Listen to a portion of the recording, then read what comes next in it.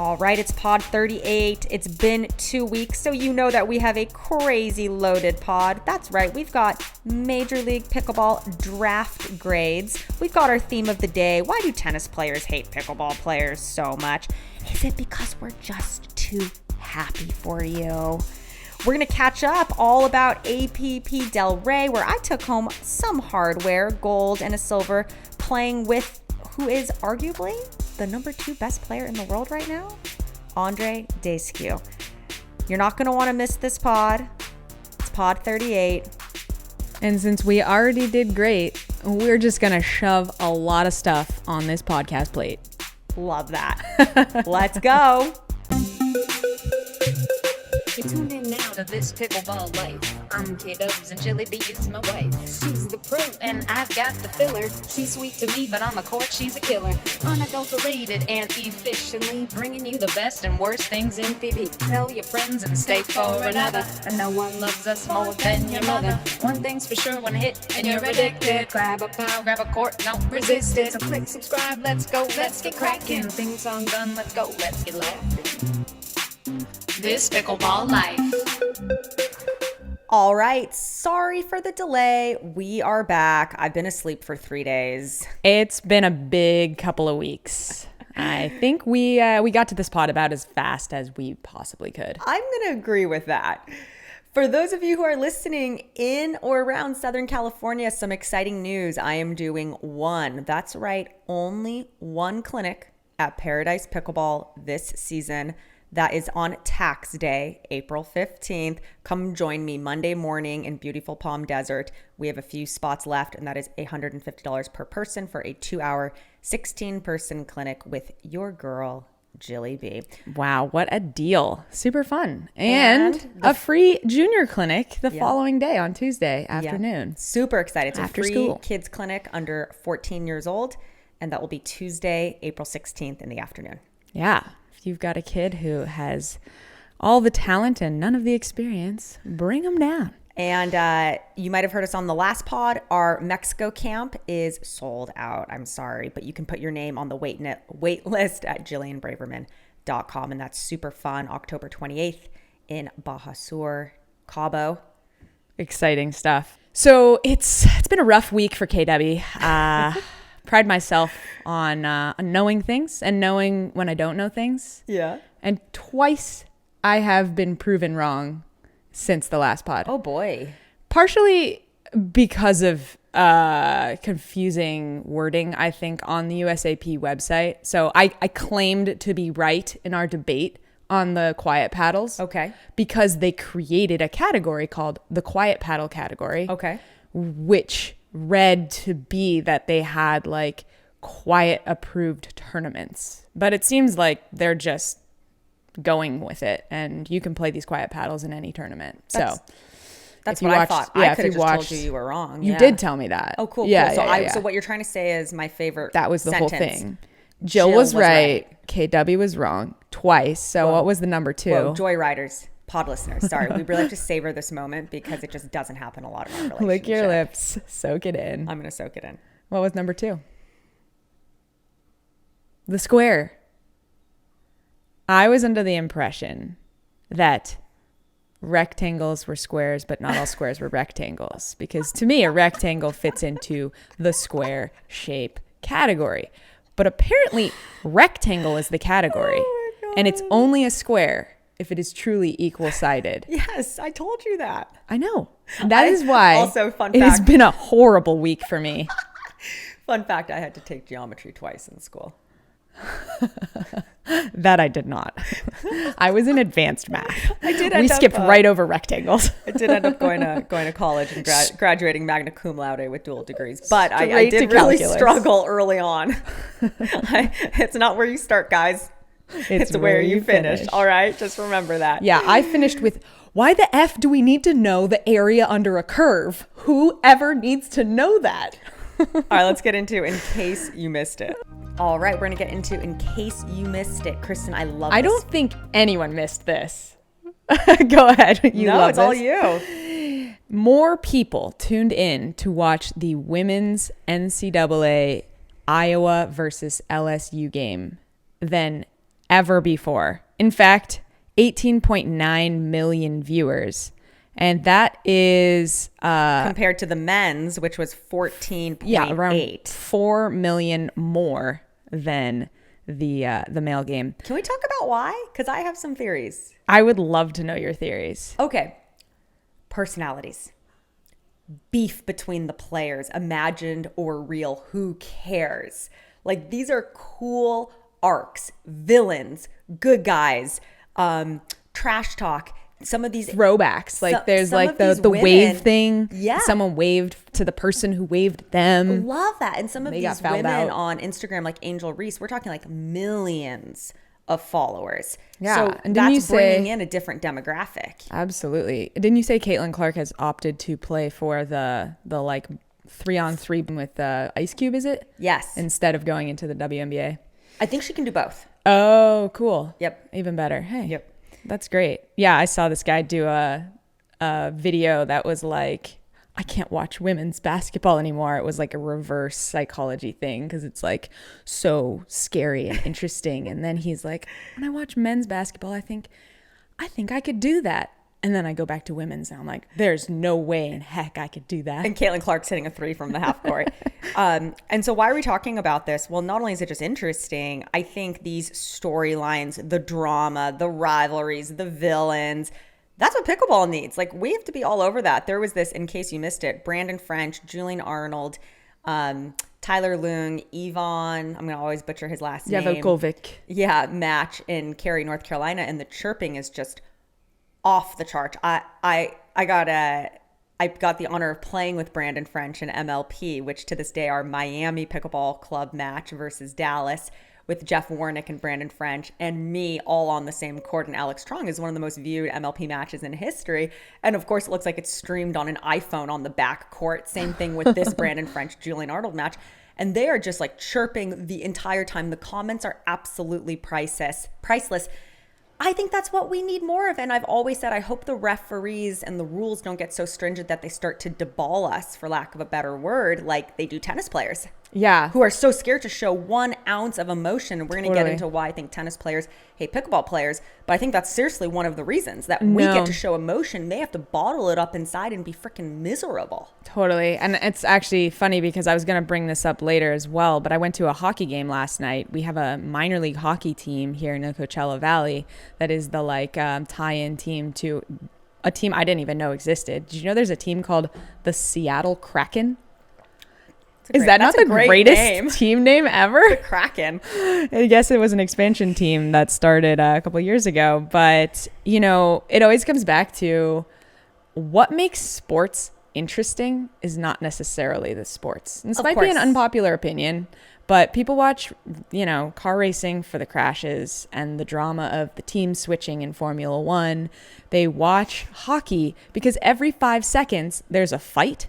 There's like a kiss cam. There's they did like the awkward dad dance. And every 5 seconds it was like, oh, that's a good idea. Yeah. Like pickleball needs more stuff. I've always said pickleball needs to feel more like hockey. Yeah. Yeah. And that first MLP was so revolutionary because everyone was screaming. Like the stands, the aluminum stands, people were, you know, bouncing their feet on them, and it was loud. And there had never been a pickleball event before that was that loud. Totally. And here I am. I don't know the teams. I barely know the team names. Definitely don't know the players. I haven't been to a hockey game since high school. So, I mean, I know hockey. I grew up around it. But I had a great time and I knew nothing. I love hockey games. So Welcome do to the think, fold. Right, what it speaks to is that the naysayers about pickleball, it's going to involve people watching pickleball who don't play pickleball. Yeah. And it's coming. I do think that they can take a few pages out of that book. And I have to give the PPA credit when I can't remember which event, maybe last year in Arizona, if memory serves me correctly, they bust in. No, it was in Texas. They bust in the fraternity boys. Totally. They got loud. It was so loud. I think it was disturbing the players, but the players at the same time, to their credit, like completely understood this is really good for the sport. Like, take it. Yeah. There was one organized cheer at the hockey game last night that I think they were triggering by yelling the name of the opposing goalie. And then everyone else in the crowd would go, "You suck."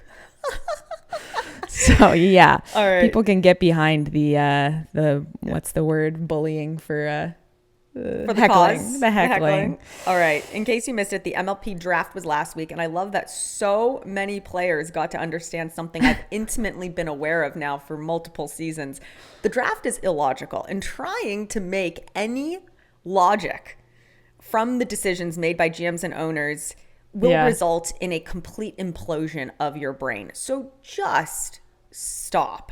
Do yourself a favor. If you're a player and you weren't drafted, just stop thinking about it. It is completely illogical. So we're going to talk more about the draft later, including for those of you who don't know, Jill was not in the draft, along with like 10 or 12 other significant players who pulled out. So a bunch of people pulled out. I think the Travis Redmeyer did a podcast, and the title was "Who's Even Applying for the Draft?" I didn't listen to that one, but I saw that title. I was like, well, plenty of people did end up applying. But no, I did not apply. I think there are too many scheduling conflicts and unknowns at the moment right now. Financial reasons, or it doesn't make sense for a bunch of players to play in it right now. So just a confluence of events. But that doesn't stop me or anyone else from applying mid-season. And let's just see where it goes. I'm not fully convinced it's going to be the same MLP that we've all seen and known and loved under the new umbrella company, to be candid. It's already all different, and we're going to get into some of that very soon. But in case you missed it, paddle companies are now being charged an extra $50 for every paddle after the third failed paddle in a PPA or MLP test. So previously, especially starting in Dallas, we started to see paddle companies bringing one player's paddles and it requiring like 10 to 12 to 14 people showing up with literally paddles like one player showing up with 12 brand new Yola alphas to get tested. So so this is for companies like Yola, the Selkirk 002, Gearbox, that just have these high rates of failure.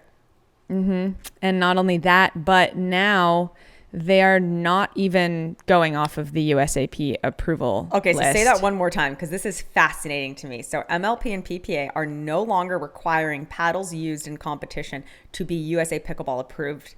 Yeah, I don't know exactly where this list exists, but apparently there is a approved list. PPA approval list. Wow. And I don't know how you get on it or what the process is, but basically I think I actually am not against this. I think that a lot of the innovation will be sped up by making it easier for new paddles to enter. And it's like, if it passes the test, it passes the test. I don't know if we'll begin to continue to need additional testing for new innovations. I also think it would be folly to assume, the paddles that are ending up on this PPA approved list must be like wild and dangerous, and the testing standards are going to be less stringent. It's probably actually a little bit of the reverse, because you've got PPL doing the testing with PPA and MLP, which is an organization I really trust, really believe in. Yeah. And then you've got USA Pickleball with their 2 to 5 minute deflection standard testing tool that it's just a waste of time. Hasn't changed in 2 years. Yeah. And at the end of the day, really what matters is the parameters, not the test. The parameters of the test determine how hot a paddle can get. So very interesting. In case you missed it, April Fools went pickleball crazy. So what was your favorite April Fool's pickleball post, Kristin? I have mine. I don't want you to say mine. Well, is it on my list? It's on your list, notes? so you can't say. You're going to have to read my mind. Okay. You're going to have to read my mind. Well, I'm sure it wasn't the Serena and the Brian Bros thing, but I did think that was pretty funny. Like, I was told once that the beauty what it was for those yes, I will. The beauty of any kind of like gullibility prank lie is that in order for your brain to understand what you're reading, you have to believe it first before you can reject it as false. So we're like in the car and Jill's like, the Brian Bros are joining MLP? Wow. Serena? And then we both went, Serena, definitely not. Serena, no way. What was your favorite? Okay, so Carbon, the paddle company, developed on April Fool's Day what they call the Carbon Cup. There's been such an emphasis on eyewear and eye protection. What about your nether regions. And so I think that I made a comment like, where's the girl version? No, you don't need protection there. You need a... My nips get hit. Yeah, like a shield. I feel like a booby more shield. often than not, the nips are on like full attack. Yeah, fun fact. One time Jill did catch a ball in the cup area. I did. In an actual game. Did Jack Sock hit you? I was playing against Anna Lee Waters and Jack Sock in North Carolina last year, and Anna Lee Waters hit a ball so hard, I caught it literally in my between your badge. legs. And there was like 3 seconds where it was stuck there. And no then one she knew did where like it a quick was. splits and the ball went bloop. I laid it like an egg. Yes. Oh, yes. man. My favorite was definitely the post about the Johnson 5 signing with PPA and MLP. Oh, wait, that was real. We're going to get more into this later. But it did happen on April Fool's Day because it had to be right before the draft. So a lot of people did think it was fake. Well, we're going to get more into this later, but we were sitting eating acai bowls after training with the Johnson 5, minus Dylan. Yes. And like the news came out that they had signed, and we were like dead silent. You know, we didn't want to bring it up, but they were like, is this true? Is this true? Is it not true? And they were like, we don't even know. We don't think it is. Yeah. I mean, I think the news was breaking before they had actually known that their agent had come to terms. So pretty sliding into home plate just in time for the draft, which again we're going to get into later. Yeah, that was definitely a surreal moment though. Like eating acai bowls, seeing this news break. Like, but yeah. In case you missed it, the Twitter sphere blew up when tweener king himself, Christian Alshon, sparked a debate. I had actually, I'm going to take a little, not credit here, but I'm going to say I actually tweeted almost the exact same thing he said a year ago when I came back to the sport, how difficult I thought pickleball was vis-a-vis tennis. And I love that Christian started this debate and started this beef that James Blake got into. Yeah, which I just found personally funny because James Blake just sold his MLP pickleball team back to the NewCo 5 minutes before this, basically. So he's like, washed my hands of this sport. Now I'm back to bashing. He's like, 100x my investment. Let's get back to bashing this stuff. So this is our theme of the day. It's the theme of the day. Yeah. So just so you know, basically Christian said that he feels that pickleball has brought out more of his athleticism. We'll put the tweet than up. Tennis. Yeah. We're going to put the tweet up. So yeah, what to me, I one of the comments I saw, was basically simple as this: tennis players can transition into pickleball, but a true pickleball player cannot transition into tennis. Jill, true or false? No, I think two things can exist at once, right? You taught me that. Mm-hmm. So I think that this is true, that if you took a player who has only ever played pickleball with very limited tennis experience, that they would have way more difficulty transitioning into tennis than vice versa. Two things can exist at once. That doesn't mean tennis players can come into pickleball and be like top in the sport and just dominating it. Yeah. Like, and you could say that about anything. I mean, badminton, padel, beach tennis, like there's so many racket sports, racquetball. We also just haven't existed long enough. I mean, obviously we've existed technically since 1965, but real pro pickleball was invented basically in 2019. Yeah, right. So it's too soon. Right now, you're totally right. It's too soon. Right now, you can be in tennis and come in and do well. Is that going to be the same in 5 years? Right. And what about the fact that like doesn't prove pickleball anything. actually translates better to a 7-year-old than playing real heavy ball tennis at that age, where you're in a way learning weird, bad biomechanics. So I would say if you took a 5, 6, 7, 8-year-old, started them with pickleball, and then they transitioned into tennis, I don't see why that wouldn't help. So I think there's 3 key reasons tennis players hate pickleball so much. Okay. Number one, we're happy and they're not. I literally think absolutely most of life can be distilled into basically that. Like, we're happy, they're not. That's why they hate us. Totally. Yeah, So, and people try and bring that into pickleball sometimes. That kind of elitism, that snobbiness, that sort of self-hatred, oh my gosh, frustration and anger. These tennis players bring that frustration and anger that they feel. They bring their tennis from into pickleball. Tennis. It's like, no, that's not what we do here in leave pickleball. your tennis on the tennis courts. Totally. And I even see that with some like new pros who are coming into pickle right now who one got drafted to Premier, and I'm like, leave your tennis on the court, like on the tennis court. I do not like your attitude on the pickleball court. Yeah, and it is amazing how culture kind of spreads like wildfire. And describe what you felt when you were a junior tennis player. Well, so one, we're happy and they're not. You know, tennis is this dog eat dog world. It's just you versus the opponent. So I think number one, we're happy and they're not. Tennis is this just dog eat dog mentality. It's you versus one other person. For a long time, coaching wasn't allowed. You've got no outlet really to demonstrate and unleash your emotion. You throw the ball at the fence, you're getting an immediate warning followed by a point penalty.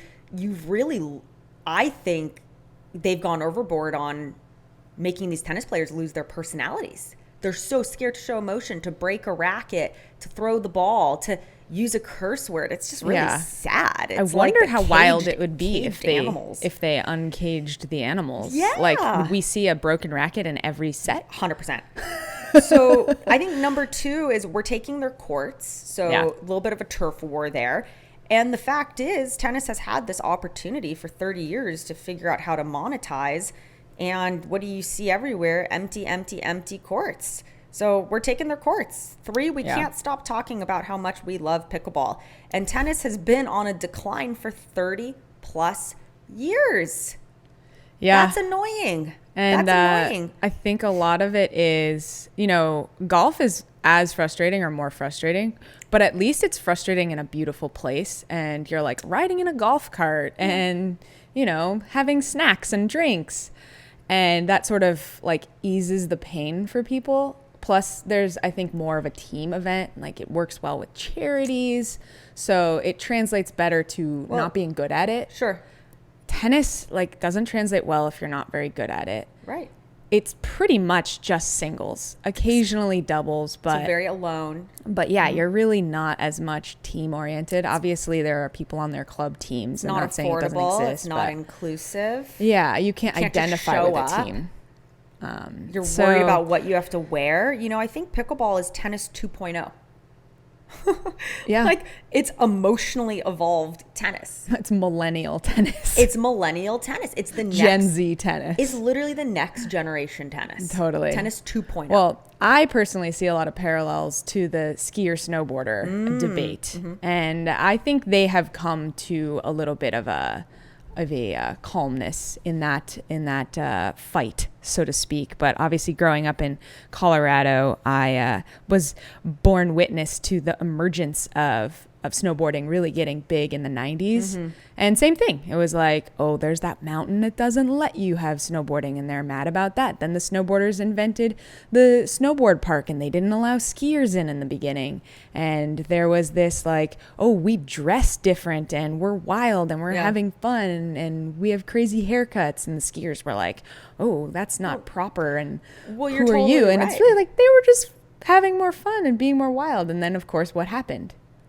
Skiers became more like snowboarders. Yeah. Skis actually became more like snowboarders. From a technological standpoint? Yeah. The side cut skis, parabolic skis, actually took a page out of the snowboard handbook to create that side cut in the skis. So we have snowboarders to thank for that.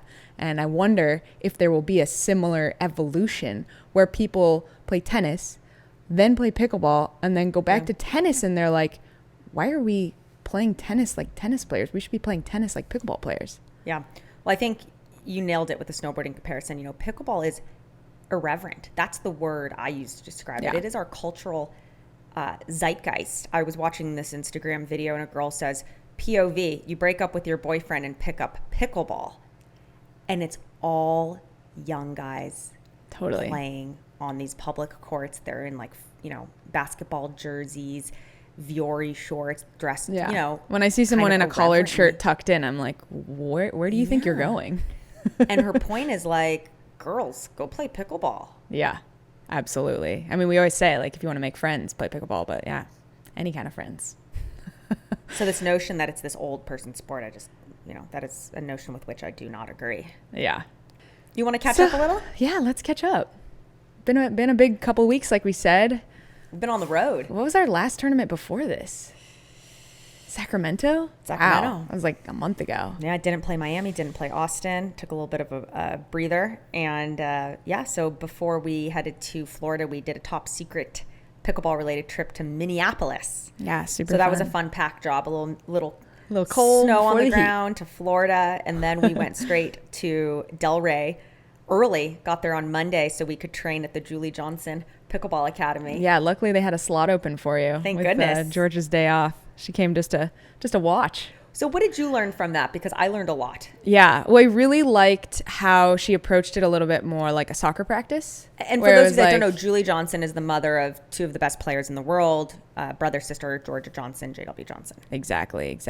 And She approached it like a soccer practice. Yeah, approached it like a soccer practice. Was like, okay, what do we start with? We're gonna do cross-court dinks with only slicing. Then we're gonna do cross-court dinks with only topspin. Then we're gonna do straight-on dinks with topspin. And then we're gonna go straight-on dinks with slice. And her theory was like, anyone who comes to my academy, if you call it that, will be able to hit any shot from anywhere.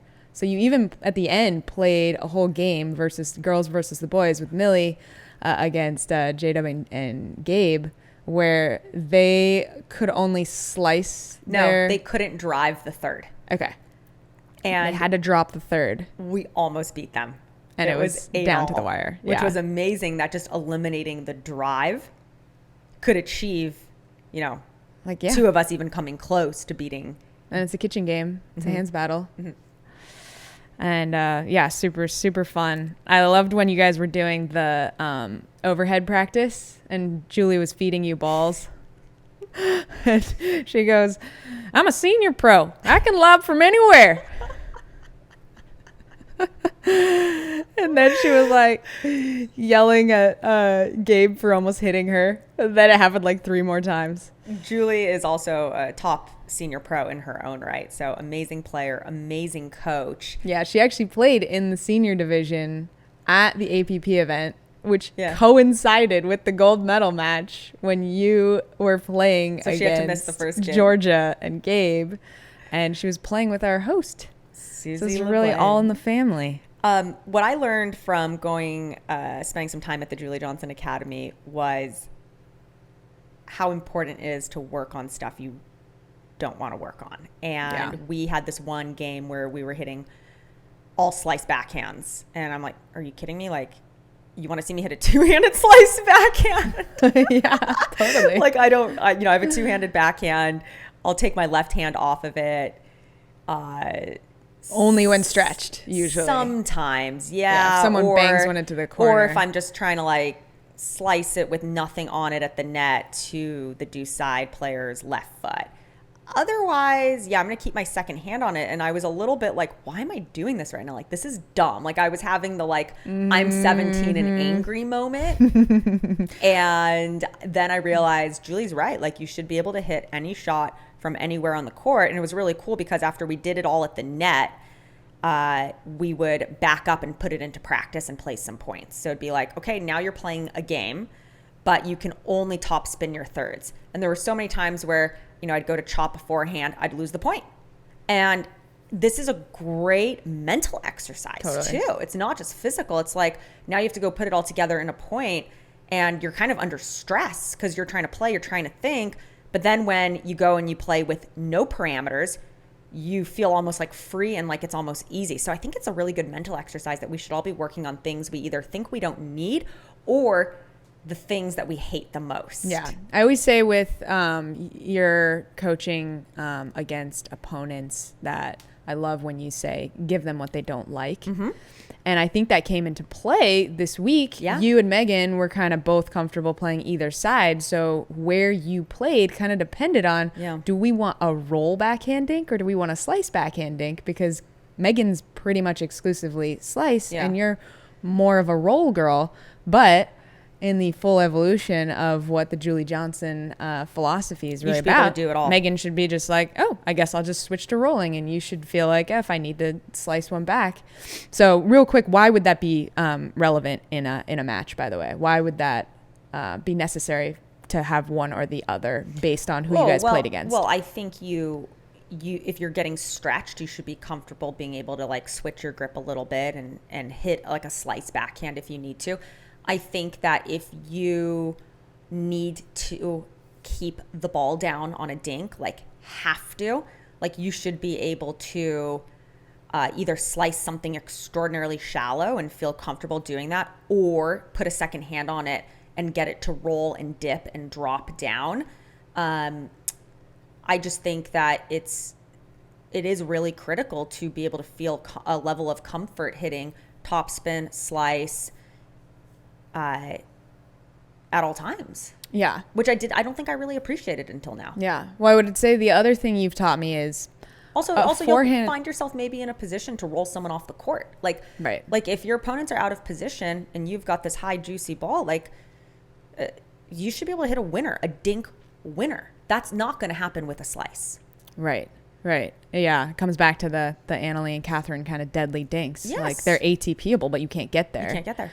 But that is the one thing, if they're kind of halfway in between and you're hitting roll, you might be setting your opponent up for an ATP, and a slice kind of keeps that ball inside the net post. But the other thing you taught me was when you're receiving slice, it works better to roll, correct? That's another reason why you should be able to do both. Exactly. So if someone is slicing you a ball, that is a natural invitation to topspin. Right. Because what their spin comes at you with, you're now enhancing. Exactly. You don't want to have to reversing. reverse the spin. So this is the same thing for why so many players, you see so rarely now people slicing their returns. So why is that? Because you're going to get it shoved down your throat with a humongous forehand topspin drive. So really think about that. Why do we not want to hack slice at a return of serve? Think about all the spin and where it's going directionally. Like close your eyes and imagine that. Toby just brought home a foot-long lizard. Oh, thanks so much, Toby. Oh my goodness. Wow, is that Thank my you, Toby. cue? Thank you so much. What a loving, loving gift. What Kristin has to go through on a daily basis. So sweet of you, Toby. Wow, thank you for the gift. I call them Charizards when they're huge. I think the pod listeners need to see what we go through on a daily basis. This is Oh my Grandpa Lizard. God. Grandpa Lizard. I think that means our cats love us, right? Right? So yeah, I sometimes struggle when someone hits a really hard slice return at me. But what you're saying is you should top spin it back. Use the spin. Yeah, absolutely. Rip it. I mean, basically, you guys, the third shot drop is dead. Like, go turn on any pro pickleball, especially if it's the APP playing that Franklin ball. Everyone's driving. There's just no reason not to right now. Yeah. Zero reason not to. So yeah, super fun. We were a little surprised. We had this like picture in our mind that South Florida is just like a mecca, courts galore. But even they still struggle to find places to practice and play. This is such a lesson in the grass is not always greener on the other side. I'm, always complaining about how tough it is to find courts in Southern California. And I've been like idolizing South Florida in my head as this, the paragon of just, the pros always have a court. And they all live there. That's not the case. Yeah. It's hard to get courts. Yeah, they have the players, that's for sure. We still have the player shortage more so than them. But so in short, do what makes you uncomfortable. It's important to have all the shots, not just one or two. And thank you to Julie for inviting us to be a part of the Julie Johnson Academy for a day. Absolutely. And thank you to Susie for hosting us. Yes. What a great... Congrats to Susie and Julie on 4th place in Senior Pro. Yeah, they battled it out. They looked great. I watched some of their play. All right, you guys, you are going to thank me so much because Hesacore Grips just came back into stock. They have sold out 8 times this year, and we are only in April. I get it. I mean, I get literally sad when I try a new paddle or start a new paddle that doesn't have a Hesacore grip.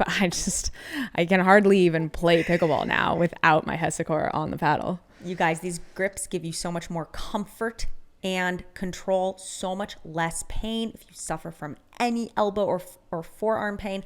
I agree with Kristin. I get literally sad if I ever pick up a racket or a paddle and I do not have my Hesacore grip on it. So you can head to shop.hesacore.com, use code JILLYB, and do not wait. They are going to go out of stock again. Hopefully they are not out of stock when you're listening to this. And that is a fair point, is that they also make Hesacore for tennis and I believe padel, and if not other racket sports. That's why I said racket. All of them. I didn't Yeah, we know you out there. You're multifaceted. So Jill, what was it like to play with what some are calling the new best player in the world, Andrei Daescu? Wow. Daescu. Yeah, no, I have endless thoughts on that. It's hard to consolidate. You know, a couple of years ago, I was talking to Andrea Coop when she was on Ben Johns' MLP team, and I said, wow, you're playing with Ben Johns. What's that like? That must be so cool. You must be learning so much. And she looked at me and kind of in her total, Andrea Coop way was like, it's intimidating. And I never understood what that meant until this week. It is very intimidating playing with what a lot of people are calling, like the second best, or if not the best player right now. And Andrei was just so great to play with, like consummate professional, super supportive, very tactical, very intense. Like I had actually texted Anna Bright beforehand and said like, hey, do you have any advice for me playing with Andrei? How do I, support him Get the best out of him? And she said, match his energy. He's a beast. And so I just tried to kind of stay out of his way, be really consistent. But I actually think that was kind of the wrong mindset. And he helped me understand something I think I've been missing in my comprehension of mixed pro doubles, which is you get a high ball, you light up the guy in front of you. Like, do not be scared of the guy in front of you. And it's like when I play women's doubles, I always want my right side player, if they have a high ball, to initiate in front of them, because then I can get big with my forehand in the middle. Well, it would make sense that the guy, in mixed doubles, the guy would want the same. So what would I say it was like playing with Andrei? I mean, it was amazing. It was a total gift. I'm pumped to play with him again in May at the APP New York, which is a major. And I'm excited to implement all the things he's taught me about being way more aggressive, looking for your opportunities. So it just like helped me reframe my mind around mixed doubles.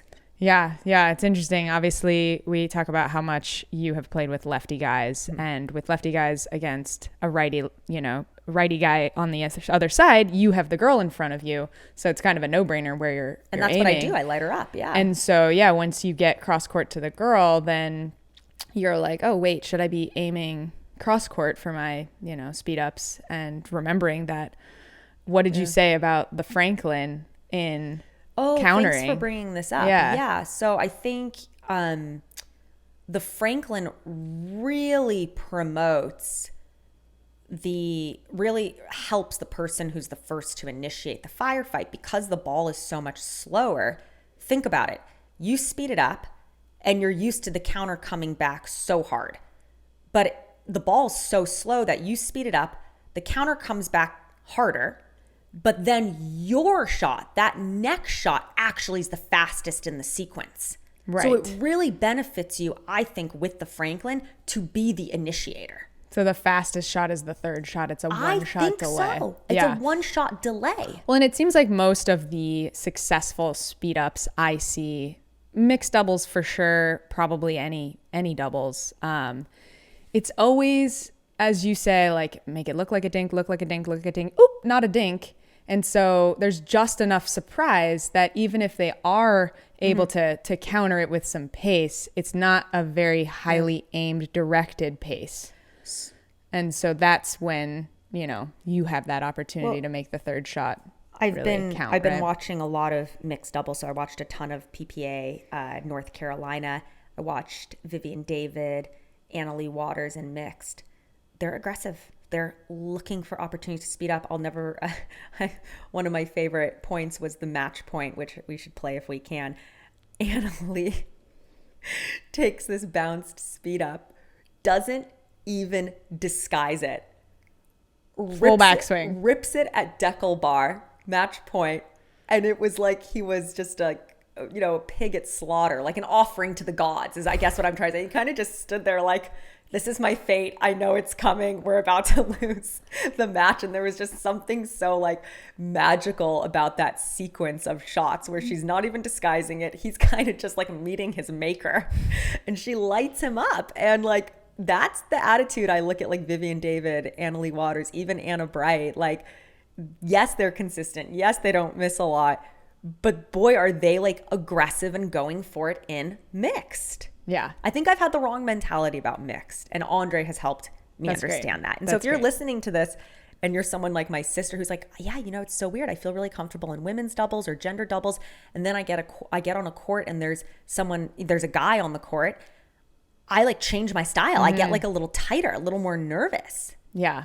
Yeah. Well, I think it comes back to this. Obviously the paddles have changed a bit, but it's 14 feet away with a wiffle ball. So the hardest hitting person in the world can still only hit it so hard from below the tape, right? So there's still always much more strategy, creativity, and shot making in your choices versus just raw power. Right. So basically what I'm saying is the mentality is you can get back anything. Yeah. And one of the things you guys kept saying was roll the dice, roll the dice, roll the dice. High play stakes the pickleball. odds. Yeah, high stakes pickleball. You're going to roll the dice and sometimes lose the point. But if you never roll the dice, you're letting them dictate the 100%. Dice and their odds are going to be in the favor. And you only need to win 6 out of 10 points. The other thing Andrei taught me was I have this tendency to speed up then reset. Like speed up, oh, it didn't work, reset. And he was like, no, keep it going. And when I watch really high level pro mixed doubles, they keep it going. I'm like, whoa, I would have reset that like 3 balls ago. Yeah. So I think for me, up until from now till May, when I play with him again, I want to work on finding that balance of when to reset and when to keep it going. And I think it has a lot to do with where you're standing at the kitchen line. Are you really far behind the kitchen line? That's actually going to make countering harder. Are you up at the net? Yeah, keep it going. Yeah. So I was thinking a little bit more about our semifinal match. We went on a 9-point run in the second game and a 10-point run in the third game. We were playing Will Howells and Jana Grechkina. And when I watched it after and heard the announcer say that, it's crazy because I didn't even remember that. And I'm reminded constantly that you are never out of it in pickleball. It is such a game of runs. Totally. It was that way all week. It always is. It really is. Yeah, timeouts are really so strategic for that very reason. I thought Georgia and Gabriel in the finals did a really good job of like at one point in the third, we won like 2 points in a row, but I was getting loud and you could feel like the energy shifting and they took a timeout. And I remember being so annoyed. So I was like, what, it was just 2 points? Yeah. But I think we would have won 2 more quickly if they didn't take that timeout. So I totally agree with you. I think the timeouts are so important. And then I think the last thing that everyone can learn from is just the mentality of these champions, the mentality of someone like Andrei in that finals against Georgia and Gabe. You know, I attacked Gabe. I missed one. I missed a forehand dink. And I just feel like I started to get a little bit like insecure or down on myself. And I lost some of my aggression. And when I think about Rory McIlroy, this is going to sound random, this golf analogy, he said he's playing great right now. He said for the past 2 months, he has been focused on one thing, and that's his attitude and his energy and the energy he emits. And so his past tournaments, he has focused on one thing, keeping his eyes above the crowd, keeping his head up and his chest up. And you'll never see Andrei put his chest down, his head down, looking down. And I feel like in that finals, I looked down a lot. And I want to come back in May and like my attitude is head up, take heads off. Peacock. Yeah. Like peacock. Totally. I love that. Yeah. Your body language does so much for your energy. It is amazing. That's what Rory said. He's like, I'm only working on my body at my, What kind of comes back to like, you can control what you can control. Yeah. And you cannot control every thought. Yeah. You can put thoughts in purposefully, but some thoughts will come to you. This is the bedrock of any sports psychology. Yeah. Some negative thoughts are not avoidable, right? They're replaceable to some extent, but they'll always be there. So body language is something you can absolutely control. you can absolutely change your spine angle. I think Andrei's body language is the best in the sport. I think, like I said, Rory McIlroy has only been working on body language for 2 months. I think if you're listening to this, keep your head up on the court. Do not put your head down on the court. And I keep think your chest up. One of my favorite golf sports psychology concepts that applies to pickleball is there are no problems, only opportunities. Love that. We lost the first 5 points. Great. This is an opportunity to win a game that we started down 0-5. It makes such a difference. My first day of practice at Pepperdine University, where I was on a full ride scholarship, I threw my racket at the fence, picked it up, and got kicked out of practice. Yeah. And he said, don't come back. First and last time. He said, don't come back. We don't do that here. And so I turned all that negative energy into super positive energy, and no one wanted to play me because when I would hit a ball out or like shank it, I'd go, yes, come on. And I'd get excited. So I inverted the negative energy. And I think I need to bring a little bit more of that to my pickleball. Totally. And I think it leads into... It's easy to be like, yeah, when you do something good, but you got to bring that when something doesn't work. Totally. I think that segues nicely into running into our old friend Wimby, Felicia, who played in Wimbledon. That's why we nicknamed her Wimby. And she reminded us of a Billie Jean King quote. Do you want to give it to our pod listeners? No, go for it. But basically it's that anyone can win when they're playing good. But Right. if you can win when you're playing bad, that is what makes you a true champion. And Andrei said as much as that in our semifinal because that was about as bad as I could have played. And like, I think we all... Always feels worse. I know, but it felt, I mean... But it definitely wasn't I your was struggling. best. I was It wasn't struggling, your best. physically struggling in that semifinals. And he knew that. And he just said, like, we out-competed them. Totally. Like, we did not outplay them. We just out-competed them. Yeah, stronger. I know. So you missed your gecko, huh? played women's with Megan Fudge. And, you know, both she and Andrei have one of my favorite qualities in a partner, which is like, they get more excited when you do something really cool, like when you hit an ATP. The fist pumps were on an all-time high. Oh, she's got I was the like best 47 fist pumps. Can we please put a photo of that in? Or like, she's got like such a great... Yeah, she does like a spin move. Yeah. So it's like she's watching the ball land. It lands out or whatever it lands in, wherever it's supposed to land. And she does the like, oh my God, we just did that. Spin towards the partner. It's great. Oh my gosh. Yeah, you guys matched energies really well, I thought. I thought we matched energies really, really well. I thought we did a good job of sometimes I'd be on the right, sometimes I'd be on the left, and we were really open to like, hey, let's mix it up, let's stack, let's not. And I think that we, in the finals against Georgia and Millie, I thought they played great.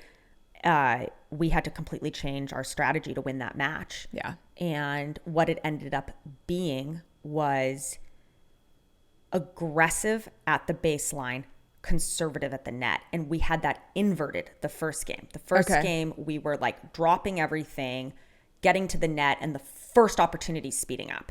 And we lost like every single one of those. The second game, we were still conservative at the baseline, got to the net and were a little more conservative at the net, won the second game. And in the third game, we were losing. And I was like, we have to drive. I was like, Megan, you are the best singles player on this tour. You're one of the best singles players in the world. Drive every single ball. They have to feel our pressure coming in. They have to. Like, drive the fifth. Drive everything. And that was the difference maker. Like, the total difference maker. That combined with being patient, that's what did it. Yeah. But I thought we stole that match. Yeah, really, really comes down to adapting to their adaptations and who can adapt to the opponent quicker. And that's exactly right. So if you're listening to this at home, like, you got to change stuff. You have to try stuff. Like, you are never out of it. Think about the 9 and 10 point run Andrei and I had. Right. Well, and in reverse, I think sometimes when you're winning it and they shift strategies, if you don't notice quick enough, their adaptation then takes control of the game and you have to adapt to their adaptation. Yeah. So you'll sometimes be like, oh, okay, we were winning because we were aggressive and they want to slow it down, and you'll give in to that slowdown instead of lighting them up at the first opportunity, still knowing your hands are better. One moment that was really memorable and cute was after we won the gold medal match against Georgia Johnson and Millie Rain. Megan's daughter Lily came on the court and said, Mom, I won gold too. And then Megan gets a text message and she goes, oh, her son, RJ. JR. Sorry. Won gold too. And Ryler had won full bronze. So it was like a trifecta. full family medaling. And she was like realizing all of this in real time. And you and I were watching it, and her daughter ran on the court and they were hugging. Super It was just sweet. a really, really beautiful moment that I will remember very vividly. Yeah. Pickleball families. This This is is super amazing. cool. I mean, Andrei Agassi and Steffi Graf didn't have their kid playing tennis on the other courts while they were winning major championships. That's kind of a cool moment we still have in pickleball that I'm sure won't last forever. Singles, I did play singles, won my first round, lost in my second. And, you know, I was always a serve and volley player and loved doubles in tennis. And singles pickleball used to be like return and crash, or hit one ground stroke and crash. But with these new paddles and the new technology, like you can get really easily blown off the court, find yourself at the back of the fence after receiving a really big serve. So I think literally like I got blown off the court. And if I want to play singles, I have to practice it. And I can't just keep showing up to a tournament and being like, the last time I practiced singles was my last tournament. So I got to find the time to practice it, try and take more shots inside the baseline, like take it earlier. Because if you are ending up 6 feet behind the baseline in singles and you're trying to get in, that is never going to work. If you're ending up 6 feet behind the baseline and your opponent comes in, how are you going to pass them? Unless you're playing a Gearbox Pro or a YOL Alpha. How are you going to pass them? You're not. Yeah. So You're on your back foot. that's Always my recovering. big epiphany in singles is A, if I want to play, I got to practice it. And B, you have to take the ball earlier. You cannot, you can't lose space. Yeah. Reminds me of another thing you were talking about this week, which was getting in your toes. Same thing. Yeah. Keeping out of the heels. So Joyriders, we gave you a challenge the other week to play more singles. Looks like no one did. Nobody emailed us and reported back on how that went. So I'm going to assume that either y'all did it, loved it so much, we're so happy that you forgot to email me, or no one did it. Prove me wrong and email us. Yeah, how'd it go? I think it's fair to say that if they watched the last pod, they're not going to comment on the Joyrider challenge until the next pod. So we expect to hear from you on this pod how singles went. Do you have a new challenge for our Joyriders? Joyride Challenge. I would say the Julie Johnson Academy. Seriously, Okay. like next time you are drilling, if you do not top spin two-hand, roll your backhand, try it. Try it. If you don't like to slice your forehand when you're dinking, try it. If you've never used two-handed backhand, try it. Yeah. Go through like There's not a single pro guy each. right now that isn't throwing a second hand on their backhand when they want to speed up down the line or if they want to hit a winner cross-court roll. Yeah. I love it. Love it. So did you have some more reflections on playing the APP in general? I just think in general, you know, it's my second one of the year and in years. And I've been a gold card holder on the PPA all last year. And I would say it's really amazing. Like I got paid by the APP within 48 hours. That's Weird. refreshing. And when the volunteer of the year accepted her award on center court, I was warming up. I listened to her speech and she said, Ken, you treat everyone equally from, you know, volunteers to pro players to vendors to sponsors. You're a consummate class act. And I really do believe all of those things. I think Ken Herman is literally all of those things, and the values in that organization bleed down. You know, culture is top down. We all know that. And it's just such a pleasant experience. I feel like the people are really happy. I feel like the volunteers are happy. The referees are happy. They're going out of their way to make people feel comfortable. Yeah. Yeah. I do wish some of these venues, right, are so large, these tennis centers, that they can feel a little empty, even though they're not. You do have a lot of people watching you. So I wish that the APP could like mitigate for that. But I think that the broadcast quality is like second to none. It looks so good. Having time on CBS Sports Network was amazing. I just think everyone's really happy, and I'm excited to keep playing both APP and PPA this year.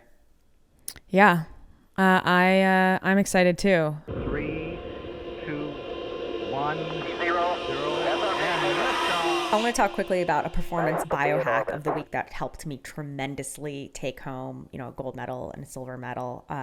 Going into the finals of mixed, I was just like not seeing the ball well. We all know what that feels like. We all know what it feels like stepping on the pickleball court and being like, uh-oh, my reactions are like a little off right now. So what did I do? I dumped my face into the rainstorm. ice bucket that held all the drinks, the cooler.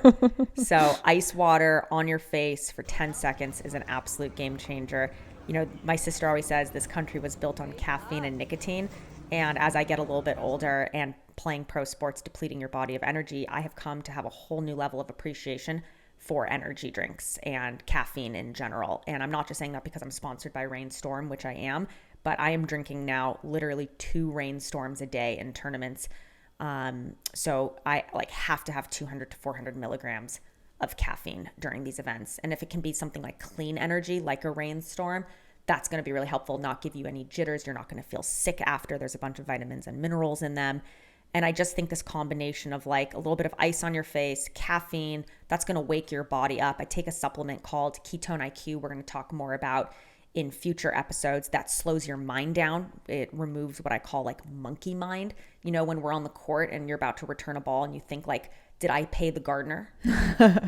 No, like literally, we all know when those thoughts creep in. It's like the most inopportune moment. Yeah, for Jill, it's did I pay the gardener? For me, it's like random lyrics from a song I haven't heard in 12 years. Totally.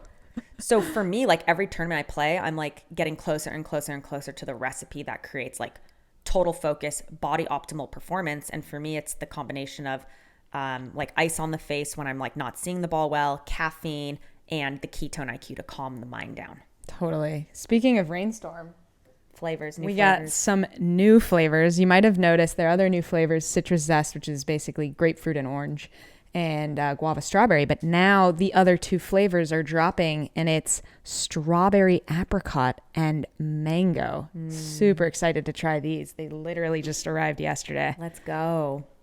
So next up, we have PPA Los Cab in my hometown, sleeping in my childhood bed. Very excited. I love hometown tournaments. I know we get 4 more this year. I know. And shockingly, despite the Jill Braverman rule that the PPA has instituted, I am in 3 main draw slots.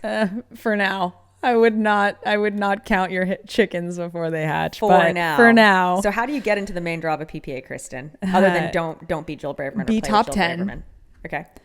By points. Be a wild card 13 and 14 seed hand selected by the committee, or by being 2 PPA signed players.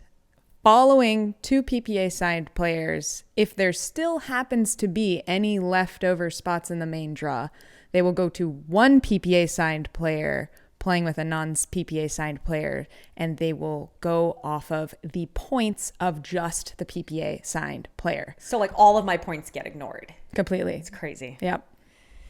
So it is what it is. They are who they are. So next up, we have PPA Los Cab. Again, sleeping in my hometown, my childhood bed. Let's go. And I'm playing with Caitlin Christian, who's having a great start to her year. She was on our top females to watch for this year and got drafted to Premier, which we'll talk about in a little bit. Playing with Martin Emmerich. You know that Jilly B loves to play with a lefty. Oh my God, I hate people that talk about themselves in third person. Why did I just do that? I am going to be having nightmares about that. Somehow that's not triggering for me. It's so triggering for me. And singles.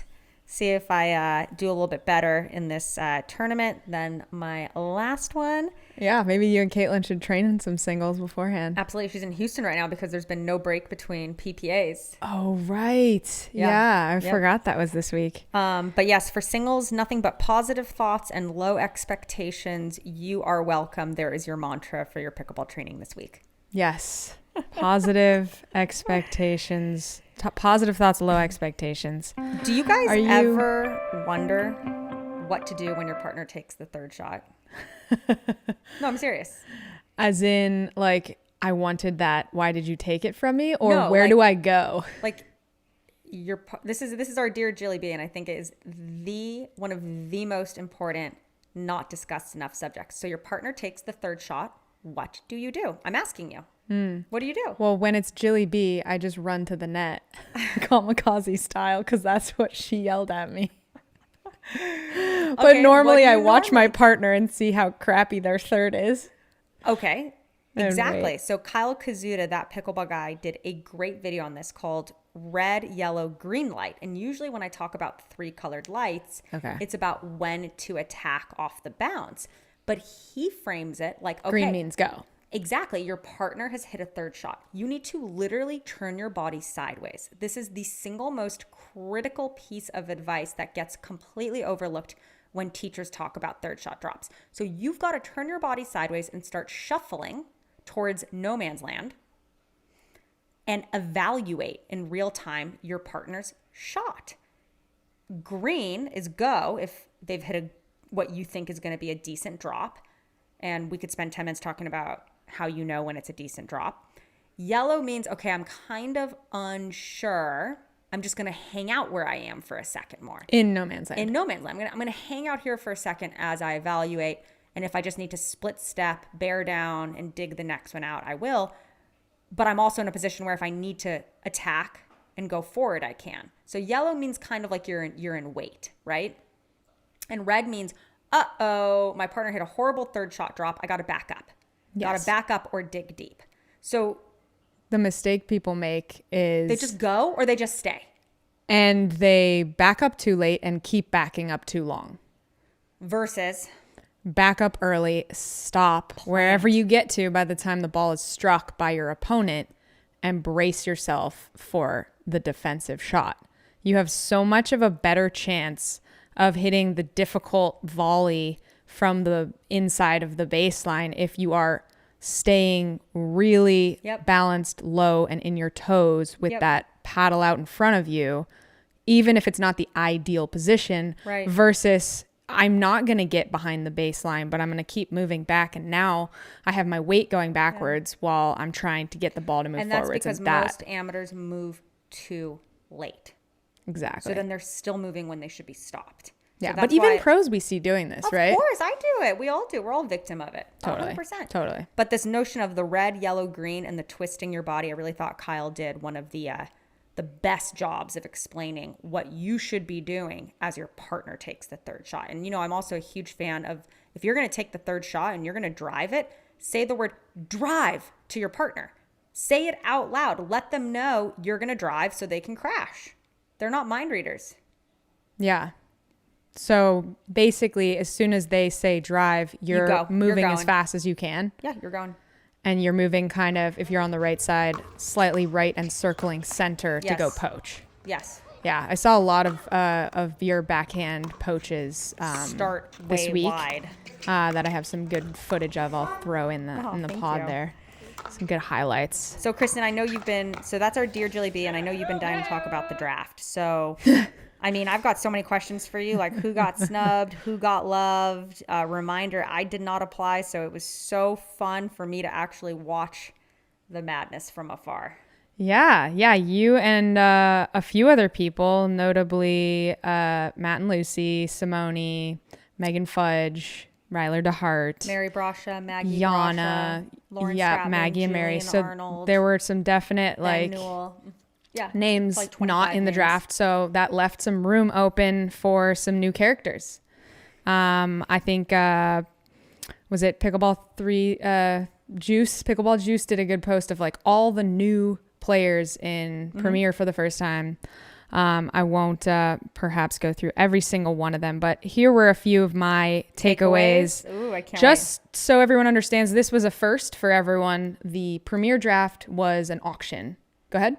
I just want to say one thing. If you don't want to nerd out for the next 10 minutes. If you've made it this far, you're nerding. Okay. If you don't want to nerd out on some like pro pickleball minutia, we'll see you next week. Thanks for listening. You know, Pickleball is joy. Otherwise, pickleball is joy. You know the slogan. See you later. Otherwise, let's go. We're nerding out. Let's go. You've made it this far. So yeah, this was an auction versus you get your draft position and then it's a snake draft, which is what the Challenger still was.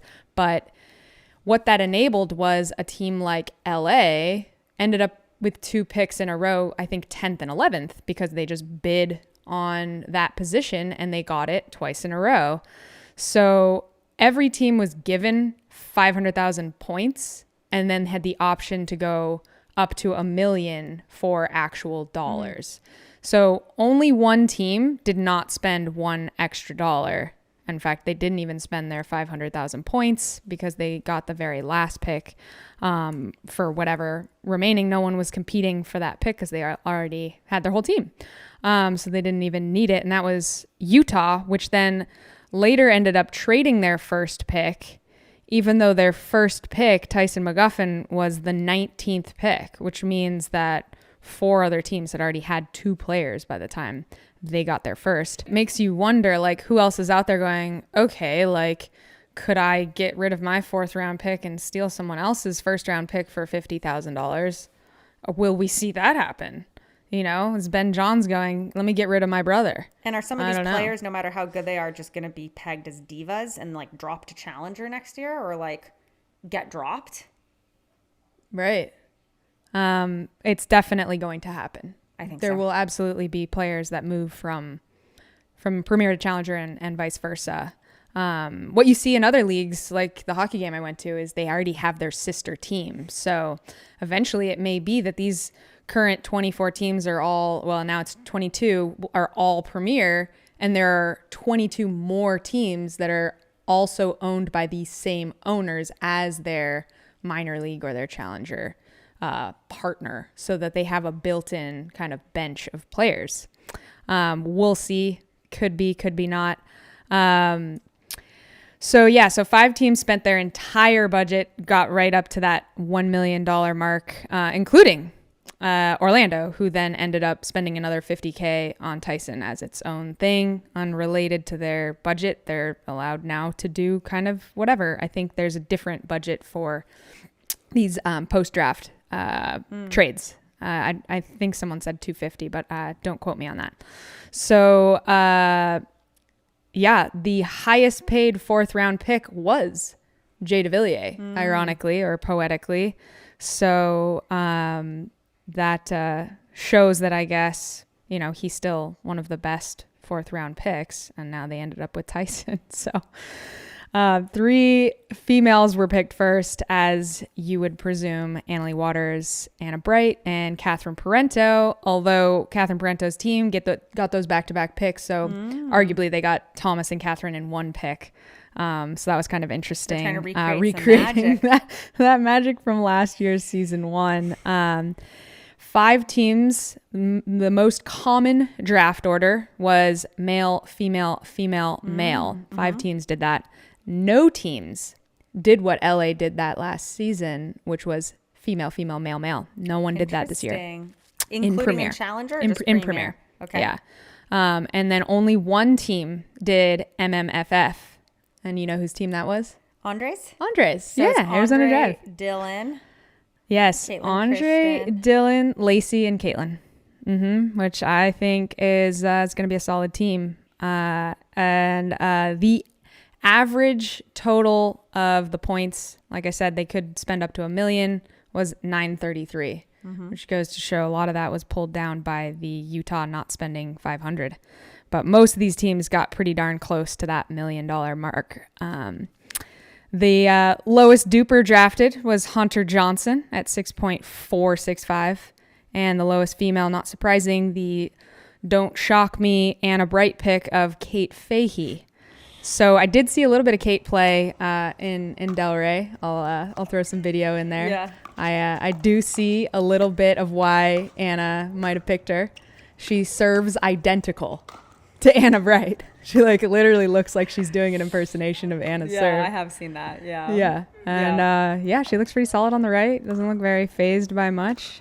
So that'll be interesting to see. I think we all learned from last year not to question Anna Bright and her. Anna loves a dog. Yeah, she's got that dog in her. Kate's got that dog in her. So I think I have a couple of my favorite teams, but do you want to go first?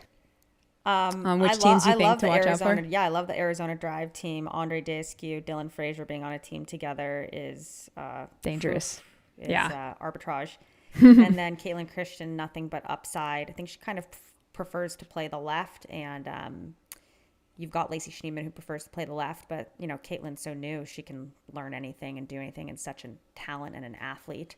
And I just played with Lacey, 3 weeks ago in LA at Jeff Nguyen's house, and I was like, oh my gosh, like she is just so aggressive, like flying across the court, fast, smart. Yeah, I have her to thank for my like kind of hurt thumb when I went to defend an ATP against her, and my thumb went like backwards a little bit. She plays, I think she plays that alpha paddle, hits the heck out of the ball. My point is like she's got no weak spots. Yeah, like wow, what a team is my point. Like just really bullish. Yeah, really them. fit team, fast. Yeah, fit fast team. Yeah, and with lowest body fat team. That might lowest be true. Body fat percentage team. I think you might be right. I think with Andrei on that team too, like he's gonna tell Caitlin how to play the right. And she's going to figure it out. She's in good hands with the pickle IQ on that. Teach anybody. Hey. Also, we saw siblings getting to stay together on Dallas Johnson. Yeah, I like Dallas. JW, Georgia, Tyra, and help me. Augie. Oh my gosh, what a team. Yep. Augie is a lefty. And so he's got his choice between Georgia, who likes to play left, and Tyra, all kind of who likes to play left. Demeanors. I think that's important. Totally. Like I think when I think about that Jack Sock team, my former team, the New York Hustlers, I think what's off about it is Jack, from when I watch him play, is so goofy. He's so funny. He's so loose. He's playing left-handed points. And you've kind of surrounded him with a very serious demeanor of each player. And if there's definitely something I've learned from MLP, I don't know. It's that sometimes you think things aren't going to work and they do. And you think team energies aren't going to work and they do. But what I've learned is team energy is pretty critical. Totally. That's Jackie Kawamoto and Leia and CJ with Jack Sock. But excited to see CJ move up. He really crushed it for SoCal last year. Deserves Won it. some MVPs. Just another lefty. As we know, we're biased towards lefty. And I'll be playing with CJ a bit this year. Super excited about that. You know how people in their personal ads write things like must love dogs? We're going to change the name of our pod to must love lefties. Yes, it's true. So some other siblings got to stay together. Ben and Colin. Colin coming in at the 47th pick.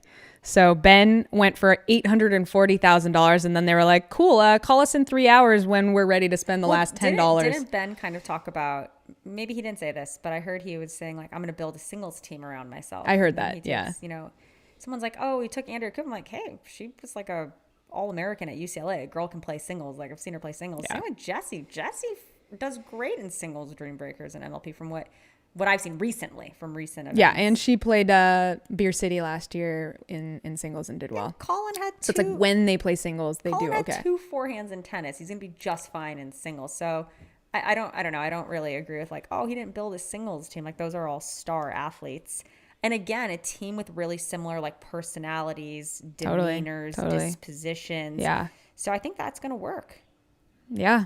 I think so too. I think that team makes sense. It's not my favorite team. No, it's not my favorite either in terms of for winning it all, but it's a great team. Totally. And the rest of Anna Bright's team, very more known quality, Hayden and Gabe, young guns. And I think Gabe and Hayden will probably work pretty good, being that, you know, Gabe's tall and Hayden is not as tall. They both kind of know each other's games because they're similar in a way with that flick. So that'll be interesting to see the two of them play together. I wonder if they like that because Hayden's loud, Gabe's a little quieter, Gabe's a little longer, Hayden's a little shorter, Gabe's great on the right and the left, but you know, Hayden's obviously probably going to play the left in that relationship. That's a really nice pairing. Yeah. And I like a team, honestly, that leaves a little to question on who's going to play mixed together. I could be wrong. I know a lot of teams like just want to know you play with that person and you know their game and you're done. But I think it's fun in the strategy of MLP and surprising people with who they're about to play. And I think what was great about your Dallas team was having the best male play with the second female and the best female play with the second male. Yeah, so you have some balance in that. It's not like a straight first line, second line, and you're bringing each other kind of up. So what premier teams are just like dumpster fire? Other than Utah, which I think is in a category unto itself, like an asterisk, like given the circumstances that they didn't spend any money, like they've already gained $50,000, like they did great. No, and I mean, all of these players are good. At the end of the day, what's great about pickleball right now is that cutoff between the end of Premier and the beginning of Challenger is getting fuzzier and fuzzier. So yeah, not a huge fan of, honestly, this is going to perhaps bite me, but I don't like New York or New Jersey or Orlando, even with Tyson, although you got to think that should be the favorite. Orlando getting 2 first picks, basically.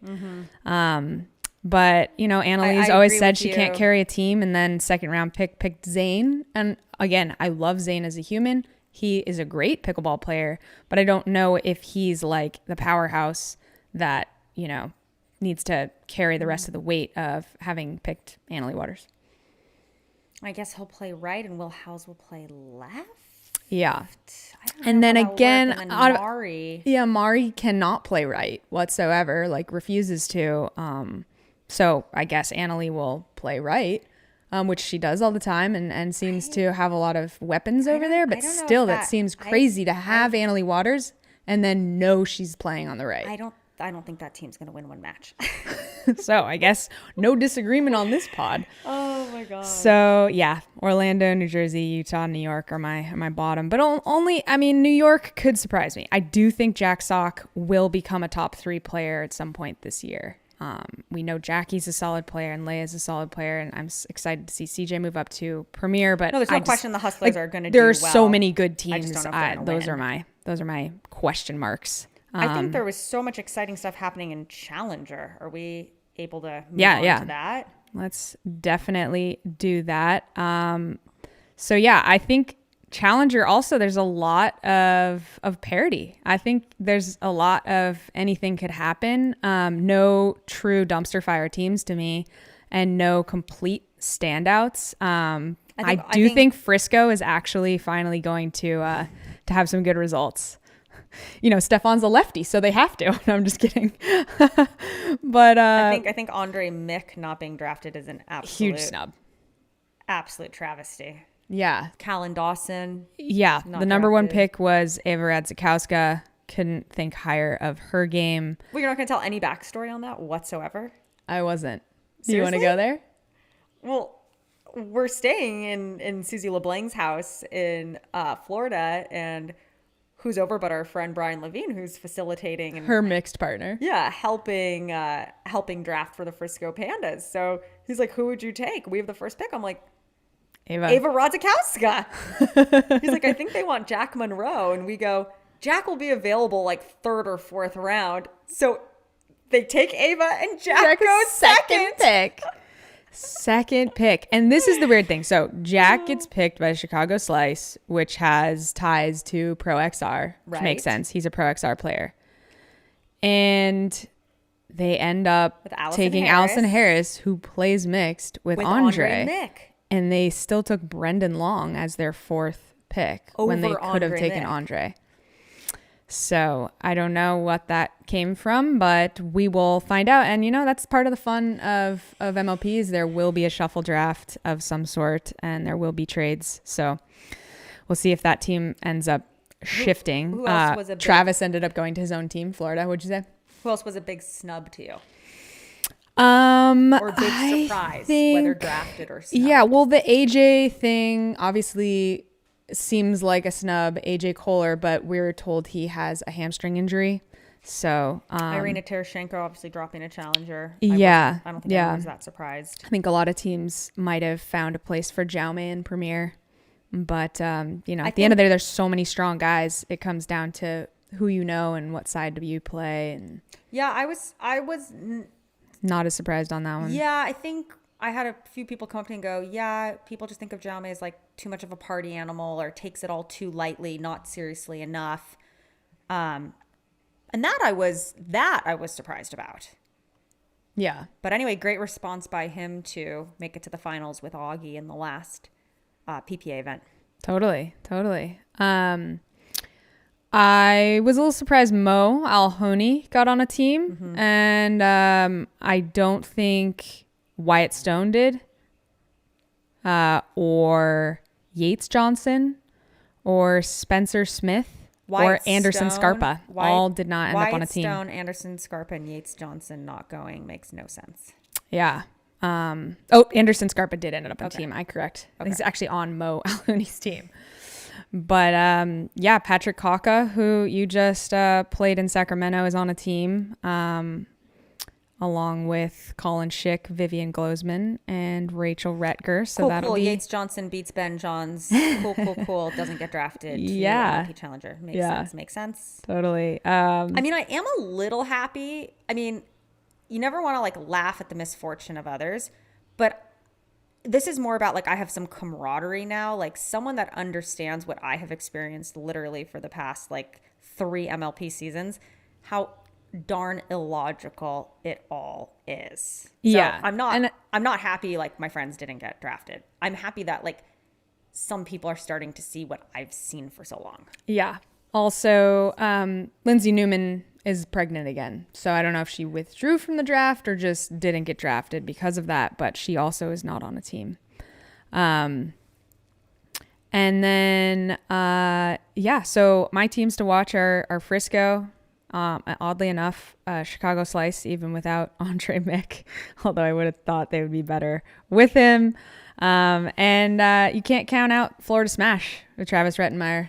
You want to see? I want to see because I would like to provide my selections as well. Okay. I did send you the link, so thanks for following up on the notes. You are so welcome. I also like Chicago Slice.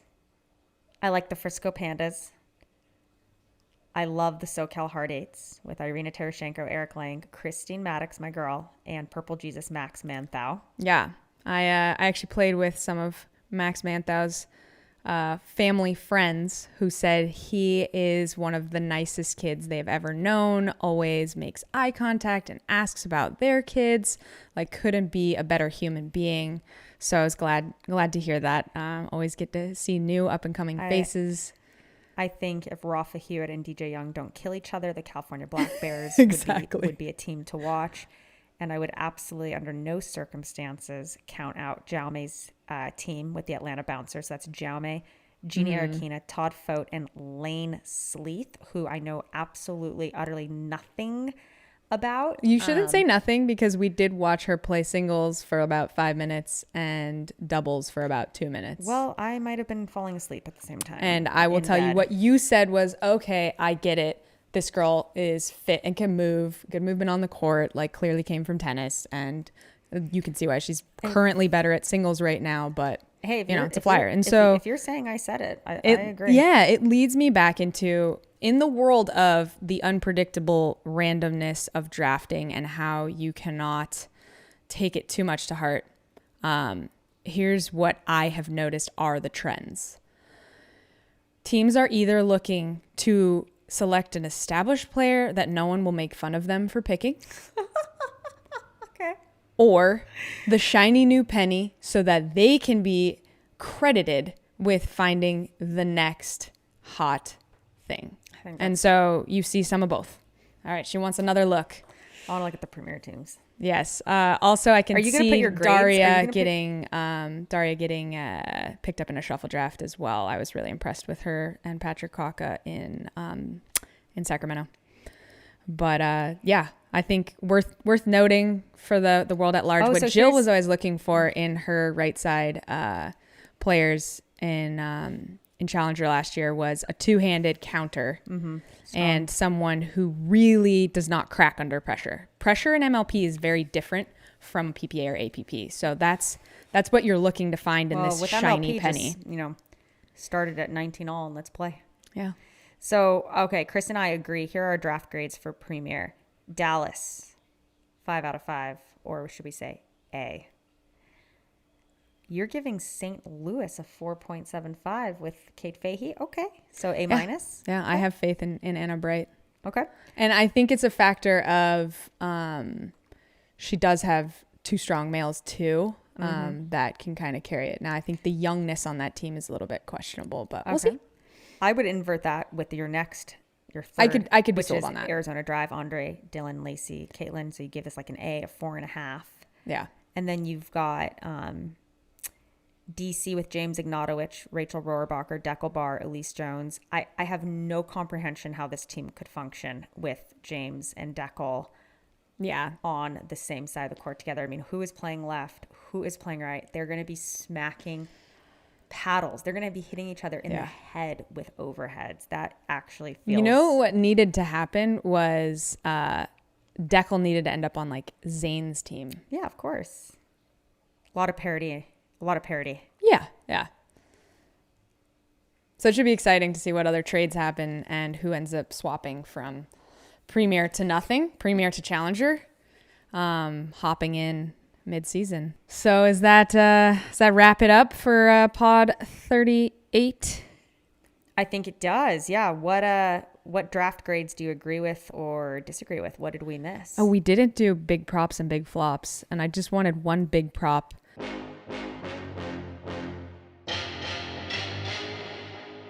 Maggie Brascia, who got kind of inadvertently dumped by JW, who ended up playing the APP instead of the PPA due to the like final step of their negotiations, and ended up picking up Todd Fote. Yeah. So clearly, Maggie Brascia is everyone's daddy. Played so good. So good.